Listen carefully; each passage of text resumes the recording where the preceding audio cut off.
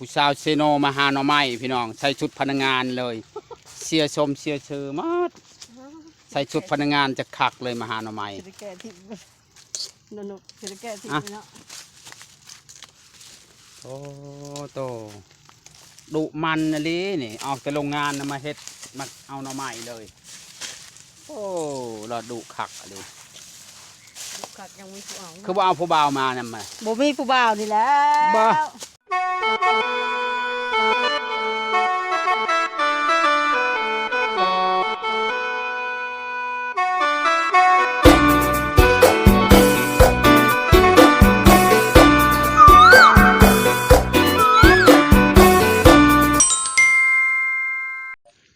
บอกขึ้นจังได้จะไปหาหน่อไม้มันนี่ฮะนี่ในลายเดี๋ยวนี้มาเอาด้วยเนี่ยพูนผู้สาวเซโนมาหาหน่อไม้พี่น้องใส่ชุดพนักงานเลยเสียชมเสียเชอมากใส่ชุดพนักงานจะคักเลยมาหาหน่อไม้จะแก่ทิพย์นุกจะแก่ทิพย์เนาะโอ้โตดุมันนะลินี่ออกจากโรงงานมาเฮ็ดมาเอาหน่อไม้เลยโอ้เราดุคักอะไร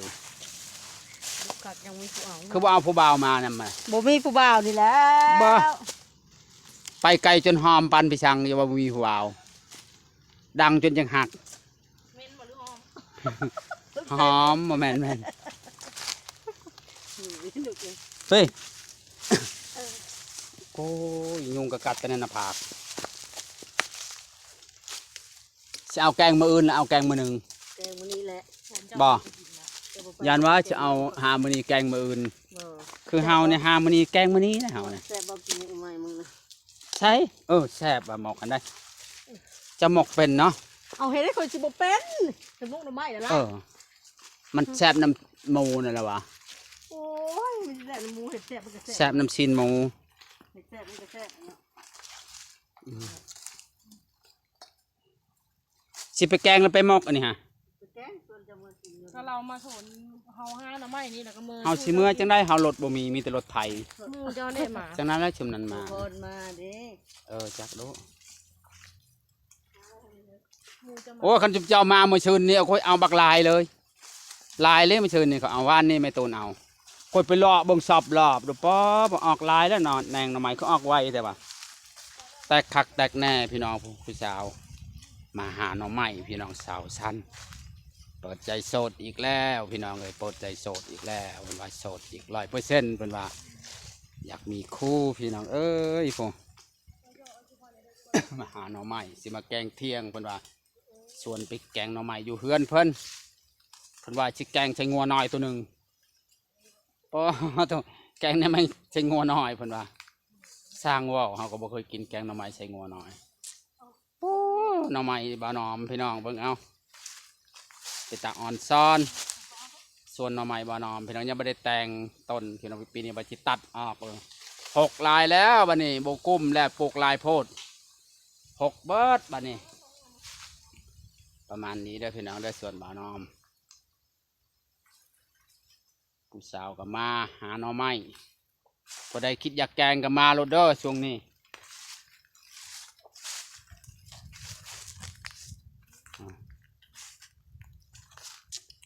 ผู้สาวยังหาหน่อไม้ใส่ชุดพนักงานพี่น้องใส่ชุดโรงงานอีกเด้อ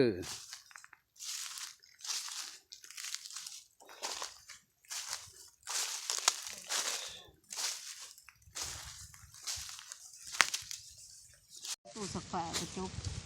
ใช่หน่อไม้ตัวได้สิปอกอ่ะบอสเสร็จออกเลยก็ปอกแล้วก็เนี่ยมันง่ายเมื่อละแกงสู้ผู้บ่าวกินนั่นมันผู้บ่าวรออยู่เฮือนพุ่นบ่ปันนี่จากวันอารมณ์บ่ชีอารมณ์เสียอะไรจังผู้บ่าวเลยใส่เด้อารมณ์มาจอยละปันนี่มีผู้บ่าวเลยมีผู้บ่าวเอาเลยเด้มีผู้บ่าวเอาแล้วอยู่เพียงหอบตีเรามีผู้เอาไปคลายเขียดคลายอารมณ์ไปนี่แล้วคนเห่าอยู่บ้านเก่ากับมันเงียบมันเงาก็ไปหาระบายบอลโมในจักน้อยเป็นสิมาลินบัดสนุกบัดพระบัดสับบัดสิมานอนเลยมีเจ้าไปบ่บุญฮะบ่ได้ไปฉันอยู่คอยทารถจนวันดึก อู้ก็เป็นแต่ยังหายโลดว่าคนละแต่งตัวกับตัวมีแต่งตัวทาแป้งตัวมีพากันหัวพัดแต่คอยไปบนบ่เคยทาแป้งมื้อนี้จะมาทาแป้งว่าจะมาหัวกับตัวมีรอรถฮะคนจะทายรถมาคนเต็มโดนรถบุญบ่หนังแล้วก็บ่ได้ไปซ้ำจุมคอยหันสุดไอ้ชื่อบ่ได้ไปจำบุญเชโนปีนี้บ่ได้เห็นจำพุ่นละวันที่20อีกเนาะเราไปวันที่20ใช่ก็ว่าโดดจองบ่มีว่ะคือว่าโดดจองวันที่20พุ่นว่าเป็นอะไรเฮ็ดยังชั่วโมงเจ้าฮะบ่ได้เฮ็ดหยังอยู่เงินล่ะใช่มาไปเฮ็ดงานแล้วบ่ได้เฮ็ดงานยังเขายังบ่ได้ใครเขาเอิ้นบ่เพิ่นบ่ได้เขาสิเอิ้นเจ้าจักพอสิ้นเดือนก็นะแล้วก็ฟัง2-3มื้อก็2-3 มื้อแต่โดนแหละนั่นแหละจังว่าตายากเลยว่ะยากอะไรไปหาขุดกระปูคายเด้อขุดกระปูคายบ่ ขุดกระปูคายก็ได้คันดูเลยแม่นบ่ยังบ่รู้ดีบาดนี่เนาะสิหาผู้ไปขุดซอยบ่โอ้ยหาไปขุดซอยผู้ชายเขาสิขุดเป็นติผู้ชายมีแต่กระดุดมาและเป็นดุดทอมปุ๊โอ้บ่เอาเลยเนาะมาเอาก็จำเป็นแล้วเฮ้ยดวงวัฒนาแหละจะได้จ้ะอยู่ผู้เดียวเจ้าเลือกได้ติเอาก็เลือกได้แล้วก็บ่เอาจักมันบ่ฮู้นี่แหละเว้า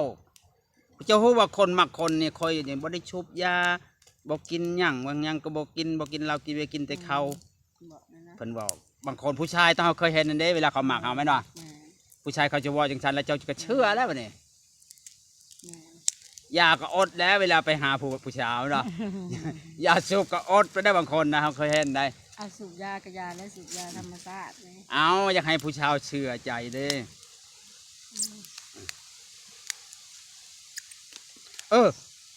แม่นแล้วมีผู้บ่าวสนใจเจ้าคนแข่งขมวนแต่เราไปเห็นงานอยู่เวียงเนี่ยเป็นรปภขอเบอร์นะเราว่าเคยสนใจแล้วเราว่าวอลเลนมันวอลเลนเราโทรหาคอยบ่น้อมบ่คอยเราบ่เคยเอาเมียจักเถื่อได้อายุ50แล้วว่าอายุคอยอายุ50ก็บ่ได้แก่ได้ทำคอยนั่นแหละ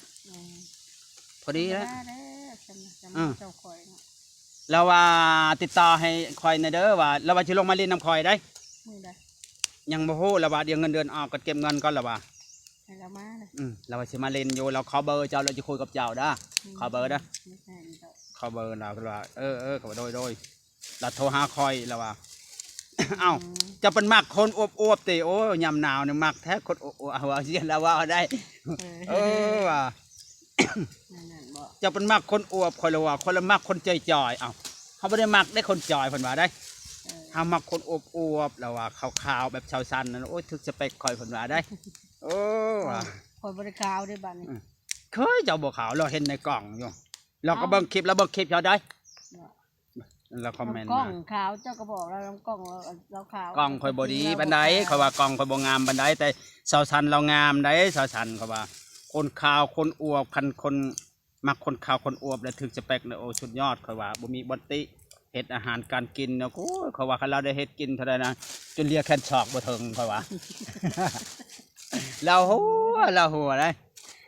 บ่เลยได้เราว่าอย่าลืมเด้อเราว่าติดต่อให้คอยได้คอยติดใจได้สาวสันได้คนแทงขมวนแล้วฮะโอ้ยมีแต่ไอ้น้อมเนาะแล้วไปทำงานอยู่เวียงจันทน์เฮ็ดรปภแล้วว่าเฮาก็บ่ได้ทำเงินเดือนเราได้เฮาเป็นรปภแล้วว่าขอเก็บเงินแล้วค่อยสิลงไปเล่นน้ำเจ้าแล้วจะชวนค่อยไปหาเจ้าสันเด้อเขาว่าได้เขาว่าเชิญน้ำยันแต่เจ้าสันเอาผัวปะเด้อเขาว่ามันหึงหลายเนาะมันหึงหลายประมาณเดือนนึงใครเนาะยันเดือน2เดือนพุ่นน่ะเดี๋ยวเอาเบอร์ให้เราเลยให้โทรประมาณ4-5ข้าวมาเด้อกันมาเนาะคนหาบ่แน่ได้เนาะบ่เนื้อโคมันมากึบบัดเดียวเนาะบ่ได้ยากเด้อคนเฮาจะว่าบ่มีบัดมันมาแล้วบ่ได้ง่ายบ่ได้ยากตอนนี้ยังบ่มีเด้อตอนนี้นะตอนนี้ยังโสดอยู่ 100% บ่เด้อ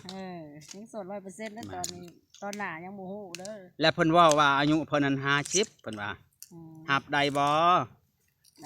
เดี๋ยวคุยกันก่อนเฮาว่าเราก็เป็นผู้ใหญ่อยู่แล้วว่าเขาบ่เอาดอกเด็กน้อยวัยรุ่นซุมื้อนี่เนาะก็อยากได้เป็นผู้ใหญ่แน่แถมดูแลเขาได้แล้วว่าโอ้ยเฮาเห็นชาวสันเฮาติดใจว่ะเฮาเห็นผู้สาวอยู่เวียงก็บ่อึดแล้วว่าหาเราเว้าก็ม่วนแล้วว่าหาหัวไปนำบ่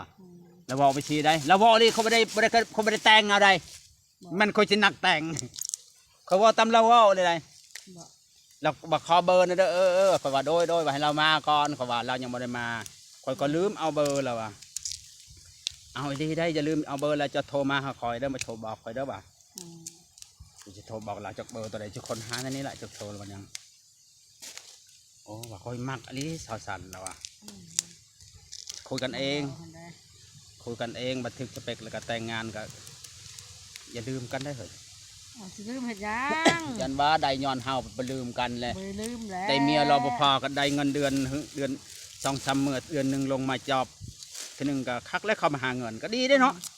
หาเงินเนาะ อืม เขาว่าดีได้ แม่น เพอๆกะคันว่ามีงานเท่านี้เขาก็มาขยับอยู่เชชโนนี่ก็มีเนาะ แม่น เขามักเป็นรปภเด้ อืม เขามักอยู่เขาเคยเห็นงานแบบนั้นเขาเคยเห็นได้เชชโนนี่ก็บ่ได้อึดแมันว่ะ อืม ไปอยู่ไกลกันแล้วเด้ บ่ได้อึดรปภเชชโนกันแล้วก็บ่ได้ไปอยู่ไกลเลยเด้ ไก่ชิมานแล้วพังเลยแล้วบ่มีผู้ใหม่แล้วบ่ บ่ ฮะ บ่บ่ทันได้มี บ่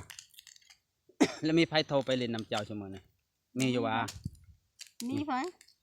มีอยู่ว่าเพราะว่าโทรมาเล่น บ่ แกงสิแกงเดี๋ยวนี้มาหน่อไม้เนี่ย แม่เมื่อแกง แกงแซ่บๆเด้อ กินเด้อ จะไปชิมชีมือเราหรือจะโทรหาเราแล้วให้เจ้าคุยกับเรา อืม เดี๋ยวเติมมันยังเน็ตหมดแล้วมันนี่ เขาโทรทางอันนั้น ทั้งเบอร์ อืม แล้วว่าเจ้าไม่ได้เล่นเฟซบ่คอยไม่ได้เล่นเฟซแล้วว่ะคอยโทรทางเบอร์แล้วว่ะ อืม คือว่าเล่นมาแต่ละว่าเพราะว่าชื่อเฟซตัวนี้อะไรคือว่าโอ้ยคอยบอกบ่เป็นคอยเบิ่งบ่เป็นแล้วว่าเดี๋ยวเราก็คือสิบ่เป็นปานใดนะคนแบบนี้ฮะนะคนแบบอยู่ชื่อๆพังบ่เนาะ แม่นแม่ คนแบบนี้คันเอาเนี่ยอยากดีได้ คนแบบบ่อยากไปทางเนาะ แม่ แล้วว่าคนบ่จักทางเฟซทางไลน์สิได้ มีจะโทรหาผู้ใดก็โทรทางเบอร์หรอวะ เราบริเวณ อืมโอ้ว่าเราโทรหาคอย2-3 สายไปจะคอยจังไดครับเดี๋ยวก็ว่าไผได้โทรมา อืม ว่าเป็นหยังคือบ่รับสายแน่ว่าอ้าวคนละติดใจผู้ชาวเจะลงคลิปผู้ชาวตัวคนใดก็คือหลายคนน่ะสาวสันน่ะนะอวบๆขาวๆโอ้ก็ถึกจะไปคอยแท้ว่ามันเหมาะกับยามหนาวแล้วว่ามวนได้แล้วว่าคนก็มวนเนาะ หมดแล้วดาวอ่ะ มันเหมาะกับยามหนาวแล้วว่าเอาเลยโหเราเอาฮะ เออ ก็ว่าโดยได้จะเอาให้ดอกขอให้เรามาก่อนเราเคยมาเล่นน้ำสวนเขาอยู่ว่ะแล้วก็เคยมาเล่นมาหาหน่อไม้มาแกงเขาว่าแล้วแกงหน่อไม้แซ่บเขาว่าดอกเป็นตะยากเลยนะ มุกมันได้ลายเติร์ดเป็นมุกนึงนะ อืม ปั้นให้สนุกสี่มุก แซ่บ เพิ่นกับไปปั้น จะหมกแซ่บเล่นหน่อไม้มันนั้นอันนั้นน้ำบ่าวเขากินก็ยังว่าแซ่บโอ้แล้วเขาว่าเอาว่าเฮ็ดอันนั้นเช้าเขาว่าโอ้คะแนนแล้วเอาก็เลยว่านั่นเด้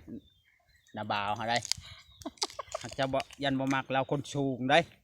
อืม คนสูง อั คน กีฬา สูง ไทยมือนั่นบ่ ใช่ กีฬาไทยไปมือนะฮะ เออ เออ น้ำบ่าวเขานั่นน่ะ เราบ่มีเมียฮะ บ่มีเราเชียร์เลย เออ อันนั้นก็คนอยู่ซื่อๆได้น่ะไม่ได้วนน้ำพญาพญิงได้ อืม อยู่ซื่อๆแล้วว่าอยากได้เมียแล้วว่าเอาว่าผู้ชายน่ะเห็นว่าโอ้ขนมเขาเอาแล้วเหรอวะเนี่ยเราบอกสิได้ เราเห็นเคยฮะ ไผแล้ววะ มือมันติดไงสิไปบ้านอยู่ ไผยังน้ำเจ้ามันนะฮะ หลานสาว ลูกผู้ใดวะ ลูกคือเนี่ยเป็นคนเกิด เออ หลาน คนในบ้านนะวะ ใกล้เพื่อนใกล้คนนั้น เอาแม่แล้วคนเกิดบ่ แม่ น่าจะเป็นอยากไปถ่ายคลิปเด้อเนาะ เรามีผู้บ่าวแล้ว อืม เขาบ่ถ่ายอะเจ้าจักภาษา เอาถ่ายคนเกิดนะเขาเบิ่งได้ มันไปเห็ดเวียกซะเป็นคนเกิดมันไปเห็ดเวียกเลยมันบริอยู่โอ้ยมันดุแหละ ไปเฮ็ดเวียกหยัง ไปเห็ดงานอยู่ซิโน อืม อยู่ห้างขายน้ำแข็ง โอ้ยไปเอาตัวนี้ติดไม้ติดมือคอยโอ้คนละอกใจน้ำจิ้มเจ้าเลย นกไปพูดอันดอกไปตู่ให้ในนกเดี๋ยวมาฝึกสนานฟักนะ ไม่น่าไม่ได้เอาแต่ ลืมเอาทองยางเนี่ยอันนกอ่ะไปพูดให้นะนี่เด้คนบอกเป็นตาสิแตกคิวกิเจรถเลย เราถามเลยเนาะเอาคนเขตจิ้มเจ้าค่าดองแพงอยู่บ่เหรอวะ ใช่ ผู้บ่าวนั่นแหละ โอ้ ค่าดองแพงบ่ แล้ว ฮะ เขตก่อยกับสำบ้านสำเมืองหั่นแหล้ว เอาว่า เนี่ยนี่ก็บ่จักคือกันเด้อแล้วแต่บางคนแล้วแต่ฐานะครอบครัวไปมาเนาะ อืม คนเฮาชำใดก็ แม่น ก็ชำนาญแล้วบอกวัน แม่น คันคนหังคนมีก็สิแพงแน่ใดบ่ต้องครอบครัวมาอยู่ในฐานะคนได้เดี๋ยวแต่งงานเนาะ แม่น แม่นว่าเฮาบ่มีปฏิเอาชำมีความคนมีเฮาว่าเอาหยังไปหอดเขาแม่นว่า แม่น การแต่งงานกันนี่บ่แม่นว่าสิว่า ก็ให้เจ้าซองมุกไปมือนะ 2 โมงแล้วน้าบ่าวเคยกินแล้วติดใจเลยติดใจทั้งคนติดใจทั้งอันนั้น เนาะ หักเราบ่ได้ใช้โทรศัพท์แล้วว่า อ๋อ เราจอยเลยนี่เราบ่สบายเราว่าเจ็บท้องกินข้าวบ่แซ่บแล้วนะ ถ้ากินเล็กอะมันบ่ กินแกงน้ำจะหมกน้ำไม้เราเฮ็ดกินแซ่บเนาะผู้ชาวจะบอกเราถามก่อนบ่เฮาว่าโมเฮ็ดเคยเฮ็ดคลิปนำกัน แล้วเฮาถามมาเจ้ามักบ่คันเราเอานี่เอาบ่โหคันเราเอาแล้วก็เอาแล้วเราเว้าสิให้ดาบ่าวแล้วเว้าสิได้แฮงบ่มีคนเนี่ยว่าลูกหลานก็ไปมันเลยใหญ่ๆมาแล้วได้ อ่า แล้วมันได้ไปหาเงินหมดลูกนะฮะอยู่กรุงเทพหมด แล้วก็อยู่กับลูกผู้หญิงก็เอาผัวก็ผัวติดยาแล้วก็ไล่เมื่อลูกเขยเลยมันจะเป็นเรื่องเขาเด้นี่มีแต่แบบนี้ดอกผู้หญิงชั่วมือผู้หญิงปะผัวเนาะบ่เคยได้ว่าผัวปะเมีย มันบ่เป็นตาแล้วก็ป้า ผู้ชายบ่เป็นเรื่องเนี่ยผู้หญิงก็ทิม อยู่คนเดียวดีกว่า บ่คอยว่าเจ้าอย่าอยากสร้างครอบครัวเนี่ยว่านึกว่าสิหยุดแล้วยังบ่หยุดติ ยังมีผู้มา เออคอยว่านึกว่าสิหยุดแล้วยันว่าลูกเคยได้ลูกไผมีแล้วสิยาแล้วว่า ลูกไผ่ สิอยู่นำลูกนำหลานใช่มั้ย ลูกกะเขากับ่ได้นั่นเขาดอกเขากะเบิ่งกะแยงอยู่ ครอบครัวไผครอบครัวมันเนาะ เขากับลูกเมีย คือเขาว่าลูกก็บ่ซ้ำผัวเวลาจะเป็นเนาะ แม่ผัวเฮาหันอะไรเขากะเบิ่งเบิดหั่นนะ แม่นเนาะ สิเป็นก็ให้เบิ่งกันหั่นนะ บ่ได้นั่ง อยากบ่ได้ติหั่นนะ โอ้ย เขาจะให้เบิ่งแยงกัน จะเป็นเนาะ แม่น คือเฮานั่นได้โชว์เป็นแห่งมือเมียเมื่อทิมจ้ะ อ๋อ คนละเจ็บขนาดว่าปานนั้นก็มาว่าให้กลับไปเอาเมียเก่าเบ้อ แต่ เศร้าเด้อ ผัวข่อยข่อยก็จนบ่ได้กินข้าวกินน้ำผัวเป็น ว่า เบิ่งทั้งไห้ทั้งห้องมาแล้วเขายังเฮ็ดใส่เจ้าได้หั่นนะเอาเมียต้องให้เถื่อหั่นนะ อืม ข้อยยังเสียใจนะ ฟัง ผัวมันหมักโซ่หั่นเด้ ว่า อันเนี้ยแล้วมาทุกอย่างนะนี่นะ แล้วก็แล้วอ่ะวันนี้ก็ เขา เขาสาวสันกับพาวเมื่อแล้วมีเวียกเนาะสนกกับพาวเมื่อ สนุกอยู่ไปสวรรค์ สนกสิไปสวรรค์เพิ่นนัดผู้บ่าวเพิ่นเนาะ ซื้อฝากมามันยังบ่แกง มื้อนี้ก็จะได้โจคลิปซำนี้เด้อพี่น้องเด้อเดี๋ยวตอนเที่ยงสิไปหาสาวสันใหม่เพิ่นว่าสิมาแกงหน่อไม้สู่กินเนาะมื้อนี้จะไปพ่อกันอยู่พุ่นเนาะ ขับใจ